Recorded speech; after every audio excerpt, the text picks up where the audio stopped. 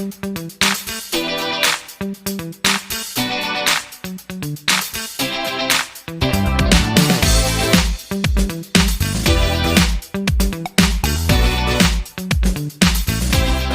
First up we have methane, right. तो methane अगर मैं आपके सामने ड्रॉ करूं तो ये कार्बन और उसके साथ हमारे 4 ये बॉन्ड होते हैं और चारों में हाइड्रोजन अटैच होता है इस तरह। इसको सीधा कर लेते हैं, राइट। तो इस तरह हमारे पास ये आती है मीथेन। अब आइसोमर्स को हमने बेसिकली अंडरस्टैंड ये किया कि चेन होनी चाहिए कम से कम, राइट, या एटलीस्ट 3 कार्बन एटम्स का होनी ज़रूरी है for it to make an isomer. लेकिन मीथेन को जिस तरह जब हम देखते हैं तो मीथेन में तो कार्बन एटम ही एक है। तो इसका मतलब क्या हुआ? इसका मतलब ये हुआ कि मीथेन में मीथेन का कोई भी आइसोमर नहीं होता, मीथेन का आइसोमर नहीं एग्जिस्ट करता। इथेन को देखते हैं। इथेन में एज यू नो एक कार्बन एटम और ऐड हो जाता है। लेट्स ड्रॉ उसकी बॉन्ड ड्रॉ करते हैं। ये एक बॉन्ड, ये दूसरा बॉन्ड, ये तीसरा, और आगे इसको हाइड्रोजन अटैच कर देते हैं इधर, इधर और इधर। अब same goes for ethane. Ethane में भी मतलब क्या करेंगे आप? कार्बन को कहाँ पर अटैच करेंगे? हो नहीं सकता। तो दैट मीन्स कि नेचर में मीथेन और इथेन का कोई भी आइसोमर एग्जिस्ट नहीं करता। अच्छा, प्रोपेन में क्या होता है? हमारे पास ये कार्बन लगता है और उसके बाद एक ये और एक ये, और ये साथ हमारे हाइड्रोजन अटैच हो गई। अब सेम गोज फॉर प्रोपेन। मतलब अगर आप प्रोपेन इस तरह ड्रॉ किया है, नाउ लेट्स सपोज के प्रोपेन अगर यहाँ कार्बन जो है वो ये इधर नहीं इधर लगा है, तो उस सूरत में भी क्या फ़र्क पड़ेगा? कोई फ़र्क पड़ेगा? नहीं फ़र्क पड़ेगा। क्यों नहीं फ़र्क पड़ेगा? क्योंकि ये देखें, ये इस तरह लगेगा ना, तो हाइड्रोजन यहाँ पर लेट्स सपोज कि इधर लगता है। तो इसी तरह मैं इसको यहाँ पे रिमूव कर दूँ और यहाँ पर हाइड्रोजन अटैच कर दूँ, तब भी देखें कोई फ़र्क नहीं पड़ा। 1 2 3 कार्बन चेन जो है वो स्ट्रेट है, तो डिफरेंस तो कोई चीज़ नहीं आई, डिफरेंस तो कुछ भी नहीं हुआ। तो दैट मीन्स कि प्रोपेन का भी आइसोमर एग्जिस्ट नहीं करता। अब यहाँ पर आप में से कुछ स्टूडेंट्स के ज़हन में ये सवाल आएगा कि सर आपने बताया कि आइसोमर्स एग्जिस्ट करने के लिए एटलीस्ट 3 कार्बन एटम्स का होना ज़रूरी है, तो प्रोपेन में तो 3 कार्बन एटम मौजूद हैं, तो फिर ये प्रोपेन के आइसोमर क्यों नहीं है? तो उसकी रीज़न है। रीज़न ये है कि पहली चीज़ तो ये आपको नज़र आ रही है। दूसरा जो आप सोच सकते हैं वो ये है कि अगर ये साइकिल में हो तो साइक्लोप्रोपेन भी तो होती है, राइट। कि मतलब एक कार्बन ये इस तरह लिंक होता है, ये इस तरह लिंक होता है, सॉरी ये इस तरह लिंक होता है, और ये दोनों आपस में इस तरह लिंक होते हैं। तो एक कार्बन यहाँ पर है, एक कार्बन यहाँ पर है, एक कार्बन यहाँ पर है, तो ये साइक्लोप्रोपेन भी तो होती है, ये क्यों नहीं इसका आइसोमर? तो उसकी मैं आपको रीज़न बता देता हूँ। ये देखें, ये मैं पहले साइक्लोप्रोपेन ड्रॉ कर लूँ। ये होता है हमारे पास साइक्लोप्रोपेन। इसका स्ट्रक्चर सीधा करें ऐसे, तो ये साइक्लोप्रोपेन है। अब इसमें देखें कि हाइड्रोजन कितने हैं? 1 2 3 4 5 6 हाइड्रोजन है, राइट। यहाँ पर कितने हाइड्रोजन है? 6 हाइड्रोजन है। यहाँ पर मैं अगर आपको लिखूं 6 कार्बन है, 3 कार्बन है सॉरी, और H6 है, राइट। ये इसका क्या है? मॉलिक्यूलर फॉर्मूला है। जबकि ये साइक्लोप्रोपेन है। मैं ये साइक्लोप्रोपेन भी लिख देता हूं। यहाँ पर साइक्लोप्रोपेन। ये है साइक्लोप्रोपेन, राइट। तो इसका मॉलिक्यूलर फॉर्मूला है C6H6, क्योंकि 1 2 3 4 5 6 हाइड्रोजन है। जबकि प्रोपेन को देखें तो यहां पर प्रोपेन का मॉलिक्यूलर फॉर्मूला क्या है हमारे पास, C3H8, क्योंकि इसमें हमारे पास 1 2 3 4 5 6 7 8 हाइड्रोजन एटम्स यहां पर एग्जिस्ट करते हैं। और ये क्या है हमारे पास, ये हमारे पास प्रोपेन है, राइट। ये हमारे पास प्रोपेन है। तो दैट मीन्स कि इसका मॉलिक्यूलर फार्मूला और इसका मॉलिक्यूलर फार्मूला डिफरेंट है, तो ये आइसोमर नहीं है। सो वी कैन नॉट से कि प्रोपेन का, साइक्लोप्रोपेन और प्रोपेन आपस में एक दूसरे का आइसोमर्स हैं। No, this is false.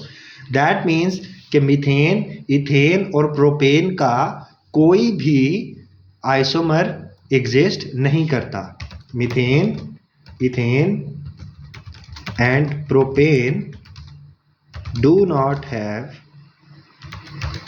any isomer, ठीक है। ये चीज़ बहुत इंपॉर्टेंट है कि मीथेन, इथेन और प्रोपेन का कोई भी आइसोमर एग्जिस्ट नहीं करता, वो हमने ये देख लिया। तो अब आपके ज़हन में एक और क्वेश्चन आता है कि फिर ये क्या चीज़ है। तो कोई चीज़ नहीं है।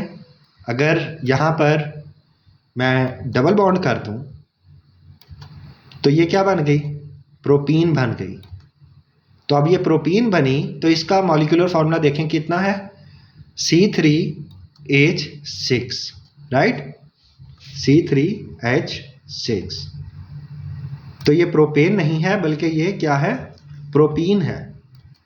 तो ये साइक्लोप्रोपेन और प्रोपीन ये दोनों आपस में आइसोमर्स हैं, लेकिन प्रोपेन और साइक्लोप्रोपेन आपस में आइसोमर्स नहीं है। साइक्लोप्रोपेन जो है ये प्रोपीन का आइसोमर होता है, ठीक है, और ये डबल बॉन्डेड है, ये सिंगल बॉन्ड है। ये साइक्लोप्रोपेन है, ये प्रोपीन है। इन दोनों का मॉलिक्यूलर फार्मूला सेम है, लेकिन इनकी बॉन्डिंग और इनकी जो कंपोजिशन है वो कम्प्लीटली डिफरेंट है। तो इस वजह से हम ये कहेंगे कि मीथेन, इथेन और प्रोपेन का कोई भी आइसोमर एग्जिस्ट नहीं करता। अच्छा, मीथेन, इथेन और प्रोपेन की तो हमने बात कर ली और हमने अंडरस्टैंड किया कि इनका आइसोमर एग्जिस्ट नहीं करता और क्यों नहीं एग्जिस्ट करता। अब बात करते हैं ब्यूटेन की। तो सबसे पहले ब्यूटेन को ड्रॉ कर लेते हैं। तो ये आ गई हमारे पास ब्यूटेन। नाउ सी कि यहाँ पर अब ब्यूटेन है तो ये इसका आइसोमर, पॉसिबल आइसोमर क्या बन सकता है, क्या बन सकता है। देखें, एक ये जो कार्बन का है, क्या इसको मैं ऊपर या नीचे ज्वाइन कर सकता हूँ? बिल्कुल कर सकता हूँ। यानी कि ये वाला कार्बन यहाँ पर अगर आ जाए तो क्या कोई मॉलिक्यूलर फार्मूला फर्क, पहले मॉलिक्यूलर फार्मूला मैं लिख देता हूँ। इसका मॉलिक्यूलर फार्मूला है हमारे पास C4H10, राइट, C4H10 ये होता है ब्यूटेन का फॉर्मूला, राइट। नाउ मैं क्या कह रहा हूँ, मैं ये कह रहा हूँ कि मैं एक और स्ट्रक्चर ड्रॉ करता हूँ। 1 2 सॉरी, यहाँ पर अटैच हो जाएगा और यहाँ पर अटैच हो जाएगा। यहाँ पर कार्बन, यहाँ पर कार्बन। अब या यहाँ पर या यहाँ पर एक कार्बन मैं और अटैच कर देता हूँ, मैं यहाँ पर कर देता हूँ, राइट। इसका मॉलिक्यूलर फार्मूला देखें, 3 और 3 6 और 3 9 और 1 10। तो दैट मीन्स कि इसका मॉलिक्यूलर फार्मूला भी हमारे पास C4H10 है, राइट। तो ये दोनों का मॉलिक्यूलर फार्मूला सेम हुआ, इन दोनों का मॉलिक्यूलर फार्मूला क्या हुआ, सेम हुआ। तो दैट मीन्स कि ये दो आइसोमर्स एग्जिस्ट करते हैं। तो दैट मीन्स कि ब्यूटेन का आइसोमर हुआ, ये हमारा आ गया नॉर्मल ब्यूटेन जिसको हम कहते हैं एन ब्यूटेन, ठीक है, ये हमारा एन ब्यूटेन है।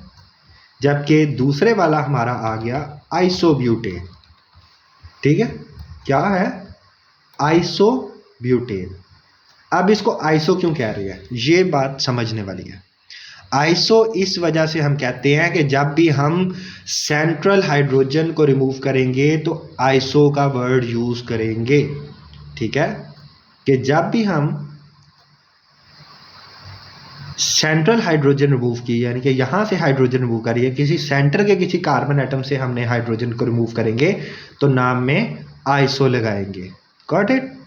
और अगर हम शुरू से रिमूव कर दें, यानी कि आखिर से, जिसको हम टर्मिनल हाइड्रोजन कहते हैं, तो अगर हम टर्मिनल हाइड्रोजन को रिमूव करें तो उसको हम एन प्रोपेन या एन ब्यूटेन के।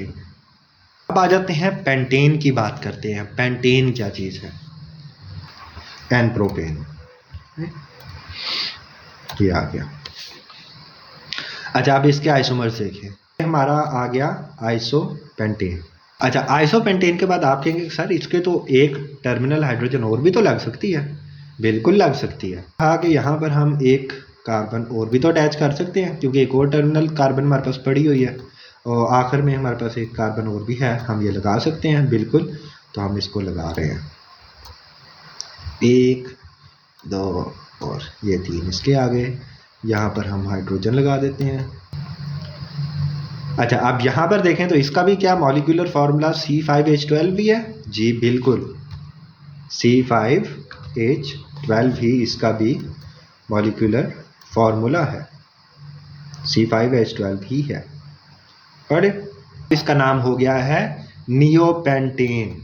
क्या? नियोपेंटेन। तो यानी कि दैट मीन्स कि अब हम नियो का भी यूज़ करेंगे, हम नियो का वर्ड का भी यूज़ करेंगे कि जब हम 2 सेंट्रल हाइड्रोजन्स को रिमूव करें, जब हम 2 सेंट्रल हाइड्रोजन को रिमूव करें तो उस सूरत में हम क्या यूज़ करेंगे? नियो यूज़ करेंगे। ओके, तो ये हमारे पास आ गए पहले 5 अल्केन्स के पॉसिबल आइसोमर्स। इजी थे, होपफुली समझ आए होंगे। Thank you so much for watching.